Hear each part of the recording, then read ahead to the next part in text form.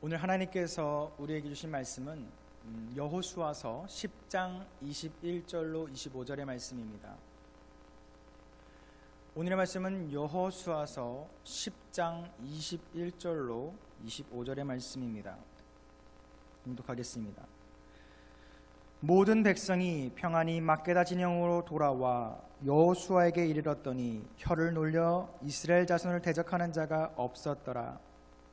그때 여호수아가 이르되 굴 어귀를 열고 그 굴에서 그 5 왕들을 내걸어 끌어내라 하매 그들이 그대로 하여 그 5 왕들 곧 예루살렘 왕과 헤브론 왕과 야르뭇 왕과 라기스 왕과 에글론 왕을 굴에서 그에게로 끌어내리라.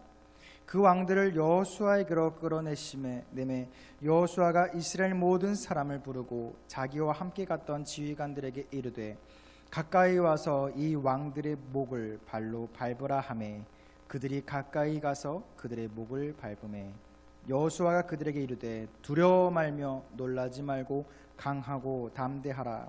너희가 맞서서 싸우는 모든 대적에게 여호와께서 다 이와 같이 하시리라 하고. 아멘. 네, 오늘의 말씀은 가라지 태우기라는 제목으로 함께 나누고자 합니다. 몇 년 전에 제가 농촌 봉사활동을 하기 위해서 가까운 강화도로 간 적이 있습니다. 그래서 저희가 숙소로 삼은 작은 교회에는 한 젊은 목사님이 담임 목사님으로 계셨습니다. 그런데 교회 뒤편에 참 너무 이상하게 생긴 자그마한 밭이 있었습니다. 한쪽 왼편에 있는 고랑은 너무 잘 정리가 되어 있어서 마치 지금 당장 무언가를 심어도 될 만큼 깨끗하게 정리가 되어 있었고, 반대편 밭은 이게 숲인지 고랑인지를 구별할 수 없을 만큼 무성한 마침 풀들이 막 자라나 있었습니다. 그래서 쉴 때에 그 목사님과 대화를 할 시간이 있어서 목사님께 여쭈었습니다. 목사님, 도대체 이 땅은 어떤 땅이길래 아직 안 심은 겁니까? 수확을 하신 겁니까? 그리고 이 땅은 왜 이렇게 방치해 두셨습니까? 라고 묻게 되었습니다. 그랬더니 이 목사님께서 아주 신비한 비밀을 알려주셨습니다. 본인이 사실은 시골 출신이 아니라 태어나서 한 번도 손에 흙을 묻혀본 적이 없는 서울 출신이라는 겁니다. 그래서 젊은 목사가 시골에 강화도에 부임을 해오니까 마을 사람들이 목사님 이거 모종이라고 갖다 주고 이거 좋은 건데 심기만 하면 납니다라고 해서 갖다 주는 것들을 이제 받아왔다고 그래요. 그러니까 이제 젊은 목사님이 첫 시골 목사로 부임을 해오니 얼마나 막 더 기대가 차서 성도님들에게 주신 그 모종을 잘 키워서 대접도 해야겠다라는 생각으로 이것저것 막 섞어서 심었던 것 같아요. 그러고서는 그 사모님의 표현에 이르면은 눈이 그 바닥에 빠질 만큼 매일같이 김을 매서 잡초를 다 뽑았다고 그래요. 근데 보통 한 일주일 정도면 뭔가 싹이 나오고 뭔가 이루어질 게 기미가 보여야 되는데 아무런 기미가 보이지 않는다는 것입니다. 그래서 더 나오는 그 잡초라고 생각하는 거 막 뽑기 시작하고 물도 더 막 주고 괜히 옆집에서 비료도 한 포대 뿌리기도 하고 했다는 겁니다. 그땐 자꾸 잡초만 더 자라나게 되고 뭔가가 안 나온다는 것이에요. 그래서 한 2달 뒤쯤 그 모종을 주었던 성도님이 와서 얼마나 자랐나 봤더니 빈 밭을 보게 되었다는 것입니다. 그랬더니 목사님이 깨달은 것이 있습니다. 자기가 열심히 잡초라고 뽑았던 그것이 모종이었던 것입니다. 모종. 이게 날카롭게 생긴 건지 둥근 건지도 모르고 그냥 뭔가가 딱 나오는 줄 아셨나 봐요. 그러니까 뭔가 내가 생각하는 고구마가 안 나오고 감자가 나올 기미가 없으니까 잡초인 줄 알고 열심히 김을 맸던 거예요. 그 여름에. 그랬더니 뜨거운 햇빛에 하나도 자라나지가 않게 되었다는 것입니다. 그래서 이 젊은 목사님이 그 다음 행동은 어떤 것을 했느냐, 아직 남은 모종을 반대편 밭에 심고서는 성경을 찾아보셨다는 것입니다. 그랬더니 떠오르는 것이 예수님이 가라지 비유를 설명했구나, 이래서 가라지 비유를 설명했구나라는 생각을 갖고 이제는 가라지 비유에서 추수하기 전까지는 가라지를 골라내지 말고 추수할 때에 이르러 풀을 뽑으라는 생각을 딱 듣게 된 것입니다. 그러고서는 역시 예수님의 말씀대로 해야지라고 그냥 말씀 그대로 순종해서 했다는 것입니다. 그랬더니 아니나 다를까 일주일 만에 성과가 보여요. 막 이만큼 다 자라고 어느새 옥수수보다 더 큰 뭔가가 더 자라났다고도 하고요. 이런 일이 나왔다고 합니다. 그래서 저희가 여름에 가는데 옥수수보다 더 큰 잡초를 저는 보고 왔거든요. 그래서 궁금한 거예요. 비록 저는 농사를 짓지는 않았지만 저러면은 안 될 텐데라는 생각을 갖고 있었습니다. 근데 제가 우연히 이제 겨울이 되어서 그 목사님이 저희 대학 다닐 때 특강 강사로 잠깐 오셔서 강의를 하셔서 나가는 길에 붙잡고 여쭤봤습니다. 목사님, 저 그때 봉사활동했던 누구누구입니다. 그 밭 어떻게 됐나요? 라고 물어봤더니 막 웃으시는 거예요. 어떻게 됐을 것 같아요? 라고 묻는 겁니다. 심은 것은 고구마랑 옥수수를 심었다고 그래요. 감자랑 옥수수를 심었다고 그래요. 그랬더니 가을이 되어서 뭔가가 자라나서 옥수수를 딱 까서 열었더니 알맹이가 하나도 없다는 것입니다. 그리고 감자가 열렸는데 열심히 캤는데 제일 큰 게 애기 주먹만한 거라서 먹을 게 없다는 것이에요. 그랬더니 원인을 찾아보니 가라지의 비유처럼 너무 순종을 해서 잡초가 좋은 영양분은 다 빨아먹어버리고 정작 옥수수와 감자는 애기 주먹보다도 작게, 옥수수는 사람 키보다만큼도 자라지 못하고 허리만치만 자라고 정작 땄더니 아무것도 열릴 게 없었다는 것입니다. 사랑하는 연희 가족 여러분들, 물론 성경에 나온 예수님의 비유를 문자 그대로 이해하는 것은 좋을 수도 있지만 이처럼 이 젊은 목사님이 경험했던 것처럼 문자 그대로 해석해서는 안 될 일도 참 많습니다. 예수님께서는 이 가라지 비유를 이스라엘 백성들에게 또 우리들에게 했던 이유는 그냥 농사를 잘 짓는 방법에 대해서 이야기한 것이 아닌 것입니다.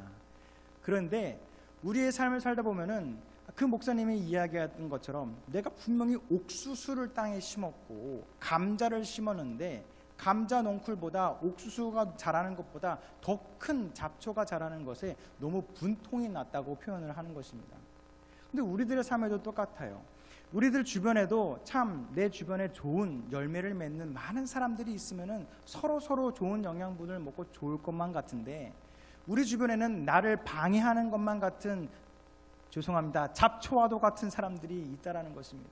내가 뭔가를 하려고 그러면 내 영양분을 쏙 빼가는 그런 야비하다고 표현하는 얌체와 같은 사람들도 있다라는 것입니다. 그런데 너무나도 신기한 것은 그런 사람들이 나보다도 잘 사는 것처럼 보입니다. 그리고 그들이 하는 것은 뭔가 더 세상적으로도 지혜로워 보이기도 한다는 것입니다. 마치 그 밭에 있던 옥수수가 생각하기에 나는 아직도 요만한데 잡초는 내 키를 넘어선 거를 부러워하는 것과 같은 똑같은 모습이라는 것입니다. 그러나 이 세상 가운데에서 하나님은 우리에게 분명하게 말씀하고 계십니다. 우리를 방해하는 많은 대적들도 있을 것이고 우리가 십자가의 길을 걸어갈 때 그것을 회방 놓는 많은 사탄 마귀의 그 권세들이 있는 자들이 있을 거라는 것을 분명히 경고하고 있습니다. 그런데 하나님께서는 그들을 가라지 비유처럼 일단은 놔두시는 것뿐이지 우리들보다 그들을 더 축복하여 주신다는 것인지 그들을 용납하고 계시다는 것은 절대 아니라는 것을 기억하시기 바랍니다. 그렇기 때문에 오늘의 말씀을 통해서 비록 우리 눈에 보이는 사람들이 저렇게 하나님을 모르는 사람이 잘 살아도 돼? 하나님이 마음속에 없는 사람이 저렇게 목을 뻣뻣하게 세우고 다녀도 돼? 라는 이런 답답한 마음을 갖는 것이 아니라 저 사람들을 바라보지 아니하고 저 사람들을 긍휼히 여기고 우리 스스로를 돌아볼 수 있는 그런 말씀이 되길 바랍니다. 이런 마음을 갖고 한번 오늘 우리가 읽은 여호수아서의 말씀을 한번 보고자 합니다. 앞서서 여호수아는 총 가나안 땅을 정복하기에 3단계를 시작을 하게 됩니다. 첫 번째 단계는 우리가 쉽게 알고 있듯이 여리고 성과 아이성을 함락함으로써 가나안 땅을 길게 두었을 때 그 중심부를 차지하게 됩니다. 그런데 오늘 우리가 읽은 이 짧은 본문 속에서는 바로 이 나머지 밑에 부분, 남쪽 부분을 전부를 차지하는 놀라운 일을 기록하고 있습니다. 여호수아는 그래서 이 두 번째 가나안 전쟁을 마무리 짓는 것을 시작을 합니다. 앞서 이야기했듯이 기드온이라고 하는 사람들은 여호수아에게 화친을 맺어서 하나님의 백성이 되었습니다. 그 이야기를 들은 가나안 땅의 5 왕들은 너무 분통이 나서 저 이스라엘 백성들을 우리들의 힘으로 무찌르겠다 연합하여 쳐들어옵니다. 그러나 호기 있게 쳐들어왔던 모습과는 달리 하나님께서는 하루를 24시간을 두시지 아니하시고 48시간이라는 놀라운 시간을 허락하게 하시고 여호수아에게 하늘에서는 메마른 하늘에, 그것도 겨울이 아님에도 불구하고 우박을 떨어뜨려 그 적들을 물리치는 하나님의 살아계심을 그들은 경험하게 됩니다. 그 가운데에 가나안의 다섯 왕들은 혼비백산해서 도망가는 것이 오늘 우리가 읽은 이 본문입니다. 그때에 이 다섯 왕은 마치 아주 안전한 것과 같은, 도망이 성공한 것과 같은 동굴을 찾게 되고 그곳으로 숨어 들어가게 됩니다. 이것이 어떻게 보면은 가나안 사람들에게는 야, 빨리 쫓아가서 저들을 다 진멸했어야 되는데 동굴에 숨어 버렸으니 불가능하겠구나. 아유, 하나님은 조금만 더 힘을 주시지 왜 저들이 숨을 때까지 남겨뒀을까? 동굴에 숨을 때까지 하나님은 뭐 하셨을까? 라고 하소연했을 수도 있습니다. 그런데 분명한 것은 그 동굴은 그들을 살리는 동굴이 아니라 하나님의 벌하심이 나타날 수 있는 그런 동굴이 된다는 것입니다. 우리들의 주변을 둘러봐도 누가 봐도 이기적이거나 올바르지 않은 방법으로 살아가는 사람들이 있습니다. 또 약자에게는 강하고 강자에게 약한 이들이 있다는 것입니다. 오늘 우리가 읽은 21절 후반에서 혀를 놀려 이스라엘 자손을 대적하는 자가 없었더라라고 기록한 것을 보면 반대로 이 가나안 사람들이 혀를 놀려서 이스라엘 사람들을 괴롭혔다라는 것입니다. 쉽게 말해서 욕설도 하고 독설도 퍼붓었던 그 가나안 왕들이 하나님의 살아계심을 보고 침묵할 수밖에 없었다는 것을 보여줍니다. 아무리 그 이스라엘 사람들이 저 멀리 있는 시골 사람이라고 취급을 당하여도 그들을 무시할 수가 없었다는 것입니다. 왜냐하면 그 시골 사람들 뒤에 살아계신 하나님이 계심을 알고 있었기 때문입니다. 뿐만 아니라 가나안의 다섯 왕은 자신들이 숨어간 동굴이 안전할 것만 같이 생각을 하였습니다. 그런 착각에 빠진 것이지요. 하나님의 살아계심과 이스라엘의 강함을 인정하지 못해서 그 좁디 좁은 문에 있는 곳을 통해 동굴에 들어갑니다. 그러나 문제는 자신들을 지켜줄 것만 같았던 그 동굴은 가나안 다섯 왕의 마지막 장소이자 무덤이 되게 됩니다. 오늘의 말씀 26절과 27절을 한번 읽어드리겠습니다. 그 후에 여호수아가 그 왕들을 쳐 죽여 다섯 나무에 매달고 저녁까지 나무에 달린 채로 두었다가 해질 때에 여호수아가 명령하매 그들의 시체를 나무에서 내려 그들이 숨었던 굴 안에 던지고 굴 어귀를 큰 돌로 막았더니. 아멘. 우리가 읽은 말씀 뒤에 나오는 이 말씀을 통해서 분명하게 이야기하십니다. 저 원수와 같은 가나안의 다섯 왕들이 숨어 들어갔던 동굴은 그들을 지키는 동굴이 아닙니다. 하나님의 벌칙의 도구였다는 것입니다. 이스라엘 백성 눈앞에 있던 그 동굴에 들어간 이스라엘 가나안의 다섯 왕들을 하나님께서는 이와 같이 한 명씩 한 명씩 불러내어 그 목숨을 뺏어가시고 마지막에 자기의 노력으로 숨으려 했던 그 동굴이 자신들의 무덤이 될 수 있는 이런 역설적인 모습을 보여준다는 것입니다. 자신들의 죄를 인정하지 않은 채 끝까지 항복하지 않고 하나님 여호와를 인정하지 않고 스스로의 힘으로 문제를 해결하고 했던 이 다섯 명 가나안의 왕의 결말이 이처럼 처량한 죽음을 맞이한다는 것입니다. 사랑하는 연희가족 여러분들, 오늘의 가나안의 다섯 명의 왕을 우리는 기억해야 됩니다. 누구나 사람은 실수와 실패를 두려워하여 숨기거나 숨고 싶은 마음이 있을 수도 있습니다. 어떻게든 동굴과 같은 곳을 찾아 들어가서 버티고 있으면 어찌 되겠지라는 생각도 하기도 합니다. 비록 내가 잘못한 것은 알지만, 죄를 지은 것도 알지만, 잘못된 습관과 행동 또한 알지만, 지금까지 내가 해온 것이 아까워서 포기하지 못한 채 농성을 하고 있는 것이 있을 수도 있다는 것입니다. 그러나 이런 농성 끝에 자신들의 힘으로 해결하려 한다면 그것은 해결의 방법이 아닌 우리 스스로를 실패와 파멸의 길로 이끌고 있다는 것입니다. 마치 스스로의 꾀에 넘어간 것처럼 보이는 이 다섯 왕의 모습처럼 마치 자신들을 지켜줄 것만 같았던 동굴이 자신들의 마지막 무덤이 된 것처럼 말이죠. 그리고 눈앞에 있는 대적자들이 동굴과 같은 곳에 들어가서 끝까지 우리들의 삶을 방해할 때에 너무 분통해 하시거나 두려워하지 마시기 바랍니다. 결국 하나님은 그 동굴이 우리들의 대적자들의 마지막이 될 수 있는 무덤으로 사용하시어 그들을 벌하실 것입니다. 그렇게 우리들은 여호수아와 같이 요동하지 말고 동굴의 무덤을 막는 것처럼 대적자들의 모함과 죄를 향한 유혹에 넘어가지 말고 하나님의 말씀만을 따라서 굳세게 그 말씀을 따라 살아가야 할 것을 꼭 기억하시기 바랍니다. 앞서 강화도의 젊은 목사님의 예수님의 가라지 비유를 들려드렸지요. 거기서 나온 말씀은 마태복음 13장에 나와 있는 가라지의 비유입니다. 이 비유에서는 원수라고 표현하는 자들, 악한 자들에 미혹되어서 가라지가 된 사람들이 우리들 중에도 있음을 말해주고 있습니다. 이 설교는 참으로 조금 조심스러운 설교이기도 합니다. 꼭 우리들 중에도 가라지가 있습니다 라면 양옆에 있는 분들을 의심하게 되는 설교이기 때문이지요. 그러나 이 설교는 주변 사람들을 살펴보라는 설교가 아닌 우리 스스로에게 이야기하는 설교임을 꼭 기억하시기 바랍니다. 이런 상황 속에서 가라지 비유를 통해서 하나님을 말씀하십니다. 농사꾼이 씨를 뿌렸을 때에 잡초도 자라고 내가 뿌린 씨앗도 자라게 될 때에 가라지를 너무나도 솎아내려고 노력하지 말라고 이야기하십니다. 그리고선 추수할 때에 이르러 가라지를 먼저 수확해 불에 태워버리고 올바른 알곡만을 챙길 것을 추수꾼에 대한 비유로 이야기합니다. 이것은 앞서 말씀드렸듯이 농사에 대한 이야기가 아닙니다. 이것은 우리에게 말씀하시는 천국에 대한 비유임을 기억하시기 바랍니다. 우리들의 하나님의 삶, 믿음을 지키는 삶 또한 똑같습니다. 믿음을 지키고 믿음 생활하는 모든 사람들이 어찌 보면 비슷해 보입니다.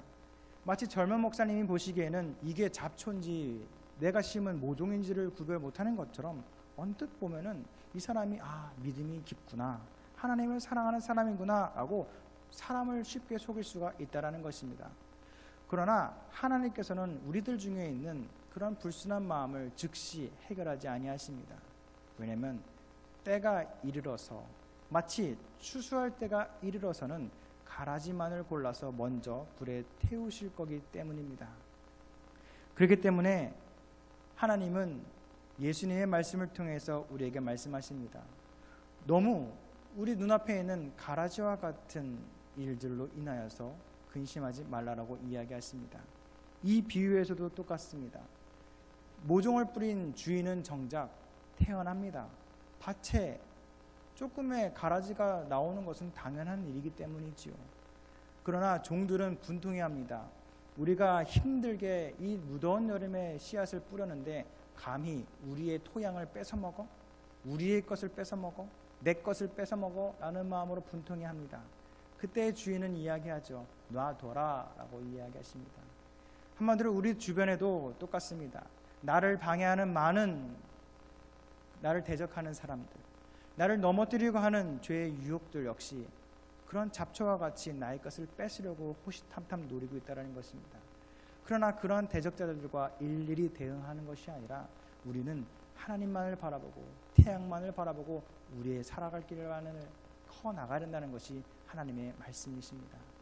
그렇게 되면 때가 참에 추수할 때가 이르러서 하나님께서는 그 진짜 알곡과 가라지를 구분하셔서 가라지만을 모아 불에 태울 것을 우리에게 말씀하고 계십니다. 그렇기 때문에 이 가라지라고 하는 것을 우리는 경계해야 합니다. 이 가라지는 사전에서 독보리라고 기록이 되어 있는데요. 이 보리라고 하는 가라지에는 독이 들어있는 것은 아닙니다.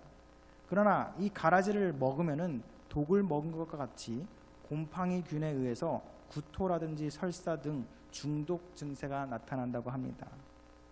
결국 성도님들 가운데 있는 혹은 우리의 밖에 있는 대적자들 가운데에 있는 가라지와 같은 거짓된 하나님의 자녀들은 곰팡이균을 퍼뜨리는 자들과 같이 우리들을 끊임없이 침투할 것이라는 것입니다. 하나님의 말씀이 백성들에게 온전히 전달되지 못하도록 방해하고 말씀에 따른 평안한 삶을 해치기 위해서 수단과 방법을 가리지 않게 됩니다. 마치 이스라엘 백성들을 향해서 욕설을 퍼부었던 가나안의 5 왕과 똑같습니다. 그러나 하나님께서는 가나안의 5 왕을 어떻게 처리하셨습니까? 추수하는 주인이 가라지만을 모아 태우듯이 5왕을 모두 동굴에 모여서 한꺼번에 처리하셨습니다. 그래서 여리고와 아이성의 전투는 긴 장에 이어서 설명하고 있지만 이 가라지와 같은 왕들의 모습은 아주 짧게 한 줄로 써됩니다. 어떤 왕은 죽임을 당했고 정벌되었다. 어떤 왕은 죽임을 당했고 정벌되었다. 죽임을 당하고 정벌되었다. 짧게 끝난다는 것입니다. 그것이 어찌 되겠습니까? 온전한 이스라엘 백성과 거짓된 이 땅의 백성들이 확연하게 구분이 되니 하나님께서는 추수꾼이 되어 한꺼번에 그들을 붙잡아 불살라버린 것입니다. 그렇기 때문에 가나안의 남쪽의 전투가 성경에 짧게 기록되어 있듯이 가나안 성읍의 왕들을 죽임으로 쉽고 큰 전투 없이 그 넓은 가나안 남부를 이스라엘 백성들이 차지하였음을 기억해야 됩니다. 사랑하는 연희가족 여러분들, 그렇다면 이 말씀을 통해서 우리가 해야 될 것은 무엇일까요? 우리들 눈앞에 있는 우리들을 막는 원수들이 있다면, 세상에 유혹이 있다면 너무 분통해하시거나 그곳에 신경을 쓰지 마시기 바랍니다. 우리가 그것에 신경을 쓰느라고 태양을 바라보지 못하고 우리의 양분을 먹지 못하고 우리가 온전히 크지 못하면 우리 역시도 하나님의 추수꾼에게 의해서 버려질 수가 있다는 것입니다. 추수꾼이 추수할 때에 알곡이 없는 빈 강정을 어떻게 하겠습니까? 가라지와 함께 묶어버리게 되겠죠. 그렇기 때문에 우리들은 그들을 살펴볼 것이 아니라 그들은 하나님께서 알아서 모아서 불태우실 것이니 우리는 하늘에 있는 태양을 바라보고 땅분에 있는 말씀을 먹어들어서 우리 스스로의 믿음을 온전하게 세울 수 있는 우리들이 되길 바랍니다. 그렇기 때문에 오늘의 말씀, 여호수아의 말씀과 마태복음에 나와 있는 예수님의 가라지 비유를 통해서 우리에게 말씀하시는 말씀을 기억하시고 한 주를 살아가시길 바랍니다. 눈앞에 있는 원수들 있을 수 있습니다. 올해보다 내년은 더 힘든 삶이 우리에게 보여질 것입니다. 그러나 그들과 대응하지 마시고 여호수아가 했던 것처럼 동굴에 그들이 숨어 들어가 있으면 동굴의 문을 막아버리시기 바랍니다. 그들의 문을 막고 보지 마시고 하나님의 명령이 있을 때까지 기다리시기 바랍니다.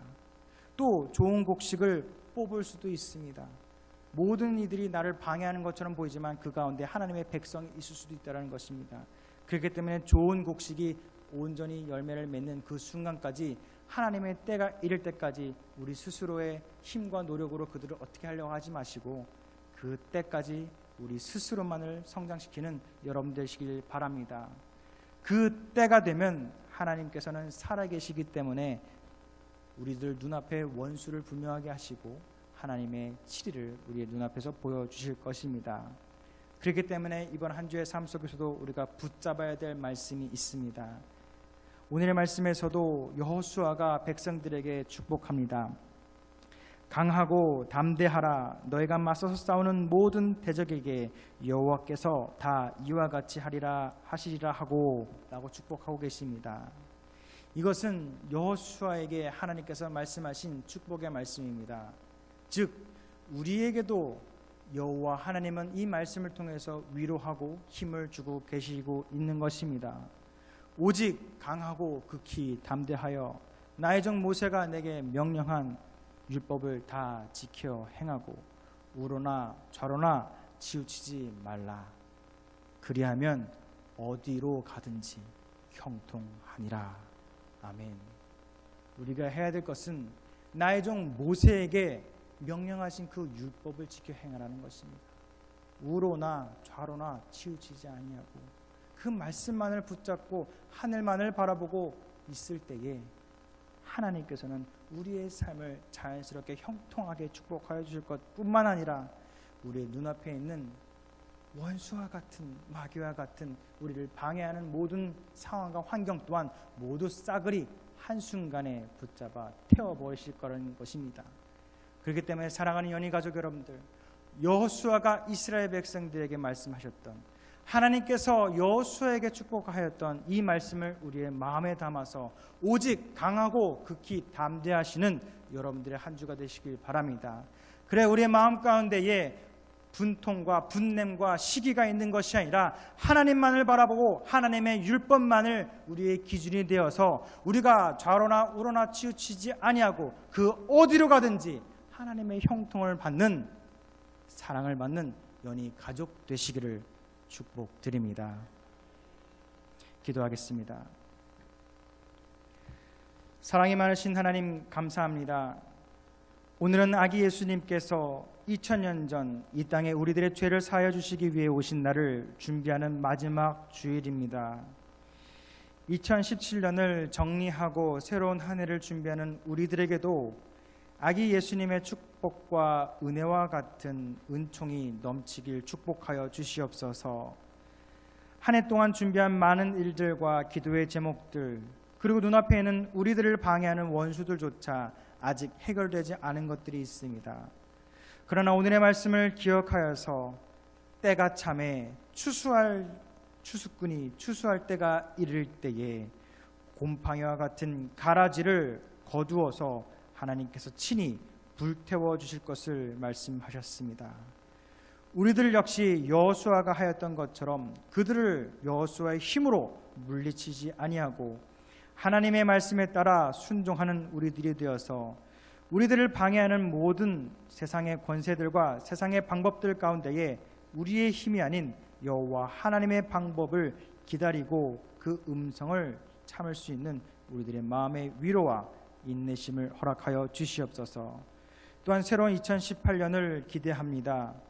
하나님의 역사하심과 응답을 기다리는 우리들의 마음 가운데에 우리를 미혹하는 죄의 사탄에 빠지지 아니하게 하시고 두려워 말며 놀라지 말고 강하고 담대하라는 하나님의 말씀만을 붙잡고 우로나 좌로나 치우치지 아니하는 그러한 주님의 성도 되게 하여 주시옵소서. 오늘 또한 내일 있을 성탄을 기쁨으로 준비하는 하루가 되길 바라며 이번 한 주 또한 하나님의 말씀을 붙잡고 살아갈 수 있는 귀한 자녀 되길 바라며 또한 남은 한 주 가운데에도 이 주변에 예수 그리스도의 사랑을 전하는 우리들의 삶이 되길 바라며 사랑이 많으신 예수 그리스도의 이름으로 기도드렸습니다. 아멘.